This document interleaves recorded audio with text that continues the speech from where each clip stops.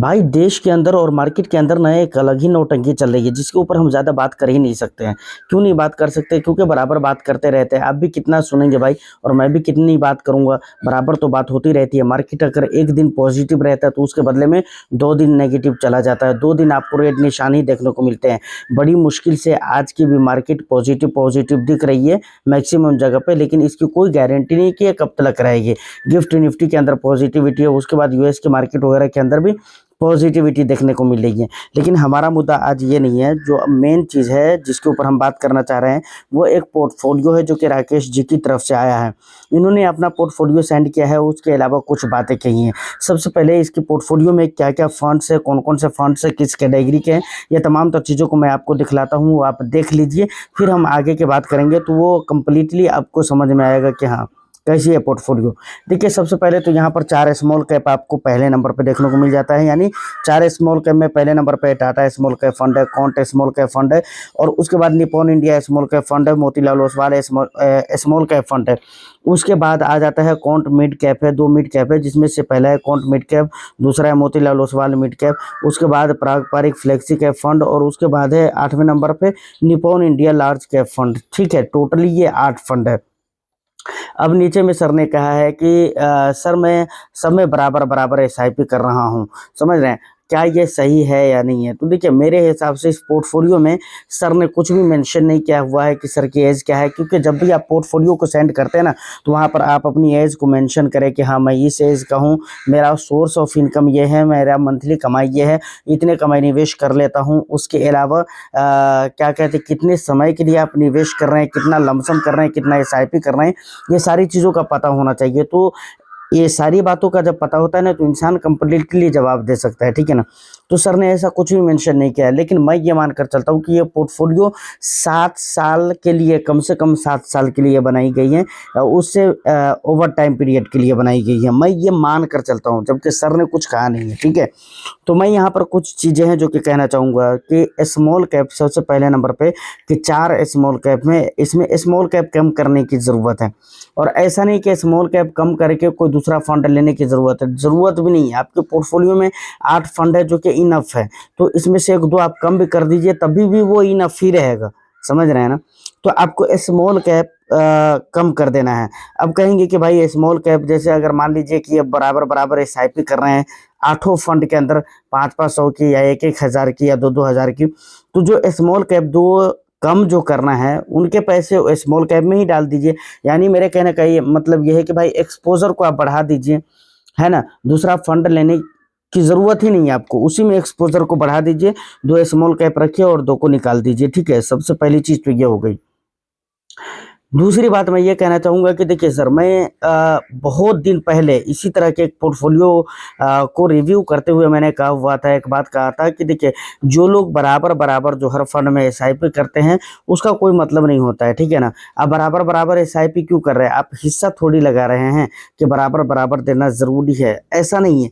तो यहाँ पर आपको मैं ये कहना चाह रहा हूँ कि भाई आप अपने रिस्क एपिटाइट को देखिए, आप रिस्क कितना ले सकते हैं और आपके पास टाइम ड्यूरेशन कितना है। अगर आपके पास 7 साल, 8 साल, 9 साल, 10 साल है और आप रिस्क ले सकते हैं, तो आप अपना मैक्सिमम एक्सपोजर स्मॉल कैप के अंदर कर सकते हैं, मिड कैप के अंदर कर सकते हैं। यानी यहाँ पर अगर फंड वाइज देखा जाए तो स्मॉल कैप और मिड कैप के कैटेगरी में आप एक्सपोजर को ज़्यादा कर सकते हैं। फ्लेक्सी कैप, मल्टी कैप में इस तरह के जो फंड्स होते हैं, या लार्ज कैप वगैरह, तो वहाँ पर आप एक्सपोजर को कम कर सकते हैं। लेकिन आप बराबर बराबर लगा रहे हैं तो इसका कोई मतलब नहीं बनता है, हिस्सा नहीं लगा रहे हैं हम। या नहीं तो एक चीज़ और भी हो सकता है, जस्ट लाइक इसके उल्टे भी हो सकते हैं।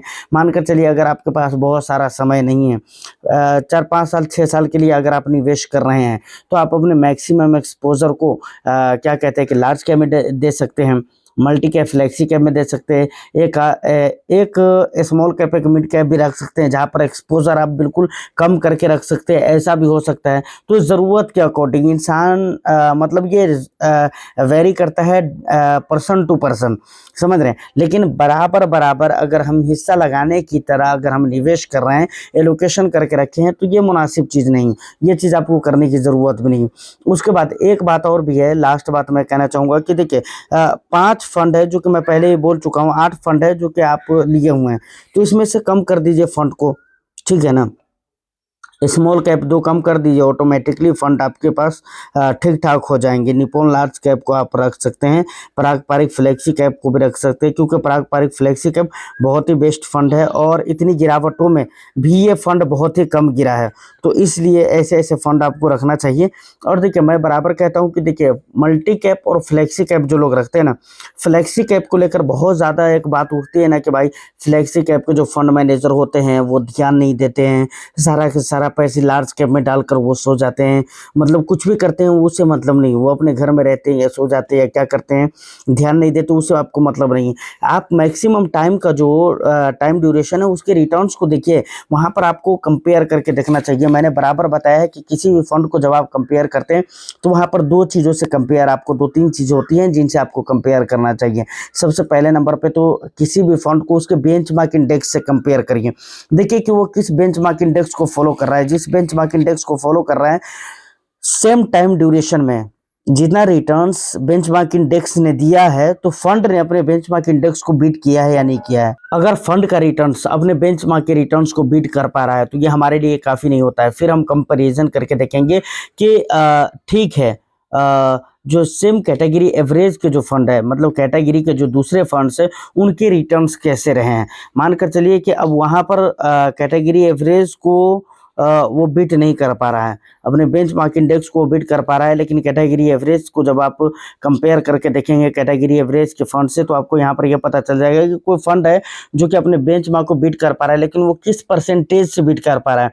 हो सकता है कि कोई ऐसा फंड हो और सेम कैटेगरी में कई सारे फंड्स ऐसे हों जो कि 2-3% ज़्यादा रिटर्न्स दिया हो अपने बेंचमार्क से, लेकिन ये 1% ही ज़्यादा दिया हो, तो फिर हम उन फंड्स को चुनेंगे जो कि ज़्यादा बेटर रिटर्न्स दे रहा है अपनी कैटेगरी में, बेंचमार्क को भी बीट करते हुए अपनी कैटेगरी में बेटर रिटर्न्स दे पा रहा है, हम उन फंड को चूज़ करेंगे। एक्सपेंस के ऊपर ध्यान देना चाहिए आपको, क्योंकि एक्सपेंस वो खर्चे होते हैं जो हमें और आपको देना पड़ता है, जो हमारे रिटर्न्स में से काट लिए जाते हैं, समझ रहे हैं ना, तो उसके ऊपर ध्यान देना चाहिए। टोटली ये 2-3 चीज़ें हैं जो कि फंड के अंदर देखना चाहिए, और उसके बाद कुछ चीज़ें हैं जो कि इंसान को अपने अंदर देखना चाहिए फंड के सिलेक्शन करने के समय पे। लेकिन फंड के अंदर मेन वाली अगर यही 2-3 चीज़ अगर आप देख लेते हैं तो बहुत ज़्यादा कुछ देखने की ज़रूरत नहीं है।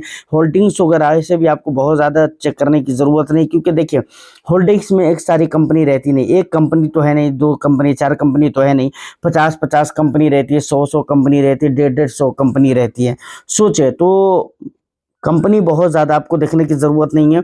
हमेशा 4 कंपनी ऐसी होगी जो कि अंडर परफॉर्म होगी, और हमेशा 4 कंपनी ऐसी होगी जो कि बहुत हाई लेवल के परफॉर्म दे रही होगी, तो इसीलिए आपको उसको देखने की ज़रूरत नहीं है। बाकी यही कुछ इम्पोर्टेंट बातें थी जो कि मैंने आपको बता दी हैं। बाकी के पोर्टफोलियो बहुत अच्छी है, आप इसमें बने रह सकते हैं लॉन्ग टर्म के लिए। फंड्स भी अपनी अपनी जगह पे और अपनी अपनी कैटेगरी में बेटर फंड्स रहे हैं। और एक चीज़ और भी सर, मैं यहाँ पर कहूँगा कि मोतीलाल ओसवाल स्मॉल कैप को आप यहाँ से हटा सकते हैं, और कौन को हटा सकते हैं, कौन स्मॉल कैप को हटा सकते हैं, टाटा को आप रख सकते हैं, ठीक है ना। ये 2 फंड ऐसे हैं जिनको आप हटा सकते हैं। ये दोनों स्मॉल कैप मुझे पसंद नहीं है पर्सनली, अगर आपको पसंद है तो कोई दिक्कत वाली बात नहीं, आप इन्हीं 2 को रखिए, किसी और को हटा दीजिए, समझ रहे हैं। लेकिन मुझे जो पसंद था वो मैंने आपको अपना ओपिनियन बता दिया है। उम्मीद करता हूँ कि यहाँ तक वीडियो में अगर पहुँच चुके हैं तो वीडियो और इन्फॉर्मेशन आपको अच्छी लगी हो तो बस वीडियो को एक लाइक कर दे, शेयर कर दे। और एक रिक्वेस्ट मैं आप लोगों से करना चाहूँगा कि बिल्कुल आप पोर्टफोलियो भेज सकते हैं, कोई दिक्कत नहीं है।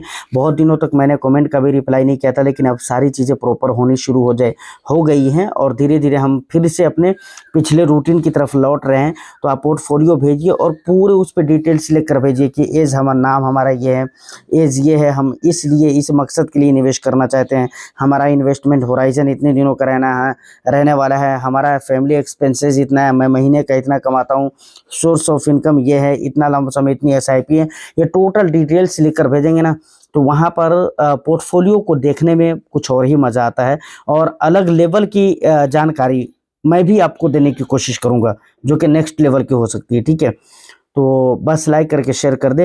मैं फिर मिलता हूँ किसी नेक्स्ट वीडियो में। आपका जो भी वैल्यूबल सजेशन हो मुझे कमेंट सेक्शन में ज़रूर बताइएगा। All the best. Thank you for watching.